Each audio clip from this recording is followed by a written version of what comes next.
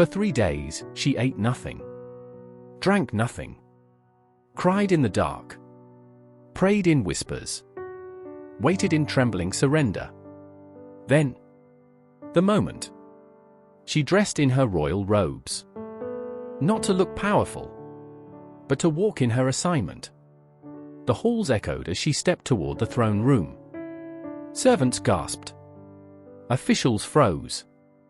Guards watched with fear. Everyone knew the law. Everyone knew the risk. But Esther kept walking. One step. Another. Another. She stood before the king. Silence sucked the air from the room. And then, the king lifted the golden scepter. She lived. Favor. Again. Tell me what will I give to you. Even up to half the kingdom, it will be granted. Esther didn't accuse Haman immediately. Wisdom knows timing. Destiny knows patience. Purpose waits for the atmosphere heaven prepares. She invited the king and Haman to a banquet. The king smiled, intrigued by her invitation, and readily agreed. And both he and Haman attended Esther's banquet. Yet throughout the meal, Esther did not speak of her petition. Instead, she observed the king closely, her eyes searching for the right moment. Before the meal ended, Esther extended another invitation. Please come again tomorrow and then I will share my true request. She built tension. She softened the king's heart. She allowed God to orchestrate the unseen. A queen by title. A warrior by assignment. The king's interest deepened and Haman's curiosity grew, both eager and uncertain about what Esther's plea might be. After the banquet, Haman strutted home. Ego swollen with the belief that he had the queen's favor. But that night, God intervened. The king couldn't sleep. Divine insomnia. Nothing could soothe his mind, not the royal wine, nor the comforts of his palace. Desperate for distraction, he ordered the royal records read aloud, the Book of the Chronicles, the official record of the kingdom's events. As the scribes read, the king's eyes caught a long-forgotten entry. There he discovered Mordecai had saved his life and never been honored. The next morning, the king sat in thoughtful silence. How could such loyalty go unrewarded? At that very moment, Haman entered the palace, intending to ask the king for permission to hang Mordecai on a gallows he had built. But before he could speak, the king summoned him in. The king asked Haman, "What should be done for the man the king delights to honor?" Haman, blinded by self-worship, thinking the king was referring to him, described the highest honor imaginable.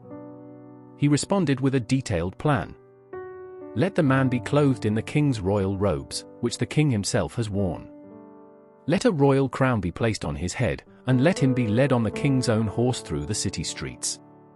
A noble official should ride before him, proclaiming, "This is what is done for the man the king delights to honor." The king replied, "Hurry. Do everything you said. For Mordecai, the Jew, who sits at the king's gate. Do not neglect anything." Haman's face turned pale, his heart pounding with dread.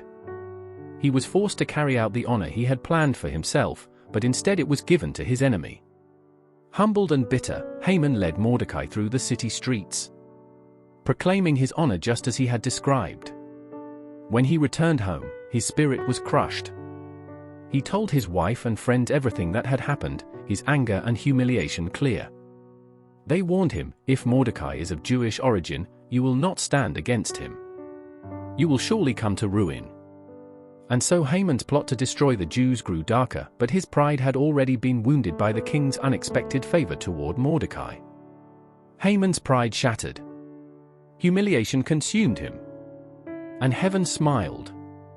At the second banquet, the king finally asked, "What is your request, Queen Esther?" "It shall be granted, even up to half the kingdom." Esther steadied her breath. And then the truth spilled out. "My king, if I have found favor in your sight, and if it pleases you, grant me my life. This is my petition, and spare my people. This is my request." The king's expression shifted, a flash of shock crossing his face. Esther continued, "For we have been sold, distressed, my life and the lives of my people have been sold to death and destruction. Had we merely been sold as slaves and servants, I would have kept silent, for no such distress would justify troubling the king." The king's face darkened in shock and anger. The king froze. His jaw tightened. Who would dare do such a thing? Esther turned toward Haman. Her voice calm. Her courage divine. The adversary. Is this wicked Haman? The room erupted in panic. Enraged beyond measure, King Xerxes rose and left the banquet hall to cool his fury. Meanwhile, Haman was terrified. Seeing the king's anger and realizing his plot had been exposed, Haman begged for mercy. But judgment had arrived. He rushed to beg Esther for mercy. In desperation, he fell on the couch where Esther was reclining. He clung to her, pleading for his life. At that moment, King Xerxes returned suddenly. He saw Haman clinging to Esther and shouted, "Will he even assault the queen while I am in the house?" The king's guard seized Haman, and he was swiftly led away and hanged on the very gallows he had prepared for Mordecai. Thus, the plans of the wicked were overturned in a single moment, and justice was served. The enemy fell into his own trap. After Haman was hanged, King Xerxes gave his entire estate to Queen Esther. She in turn appointed Mordecai over it. The king also removed his signet ring once given to Haman and placed it on Mordecai's hand, giving him royal authority. But the danger wasn't over. Though Haman was dead, his decree remained law. In Persia, a royal edict sealed with the king's ring could not be revoked, not even by the king himself. The day of destruction against the Jews still loomed on the calendar, the 13th day of the 12th month. So Esther once again approached the king. This time not for her life, but for the life of her people. "How can I bear to see disaster fall on my people?" she pleaded. King Xerxes granted permission for a new decree to be written, one that would counter the first. Mordecai quickly summoned the royal scribes and wrote in the king's name. "The Jews in every city have the right to assemble and defend themselves. They may destroy anyone who attacks them and take their enemies' goods if needed." This decree was sent out swiftly to all 127 provinces in every language, sealed with the king's ring. Fear reversed. Joy returned. Darkness lifted. On the appointed day, the Jews stood united across the empire. With royal protection and newfound courage, they rose up and defeated their enemies. In Susa, 800 attackers were struck down, including Haman's 10 sons, notorious men who had stood by their father's wicked plans, who were later hanged at Esther's request. Esther also asked for one more day of defense in Susa, and the king granted it. Across the empire, 75,000 enemies were defeated. Yet again, the Jews took no plunder. Their fight was for survival, not gain. It was not a day of greed. It was a day of justice. When the battle was over, the people rested. And what began as a day of dread became a day of victory and celebration. To remember their deliverance, the Jews established a yearly celebration called Purim, named after the lots Haman had cast to plan their destruction. Now a symbol of God's reversal. Every year on the 14th and 15th of Adar, they would feast, rejoice, send gifts to one another, and give generously to the poor. A day that was once marked for death became a day of life. Mordecai was honored throughout the empire, clothed in royal blue and white, second only to King Xerxes. But it wasn't his power that made him great. It was his heart. He sought the good of his people and spoke peace and truth to all. And though God's name is never mentioned in the entire book of Esther, his fingerprints are everywhere.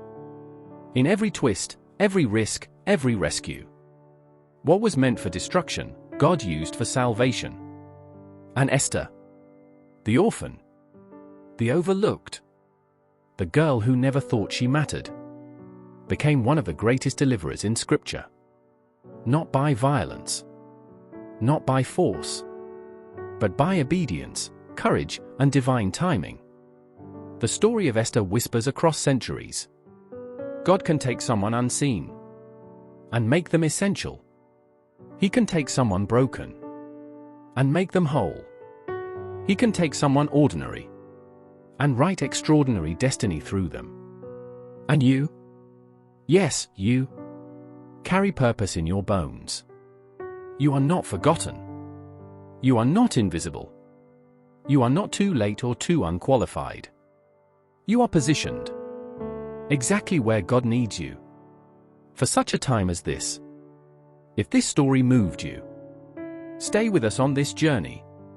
Subscribe to Star Stories for more powerful, faith-filled stories that lift your spirit and ignite your purpose. Share this with someone who needs courage today. Comment for such a time as this if you believe God is working in your life.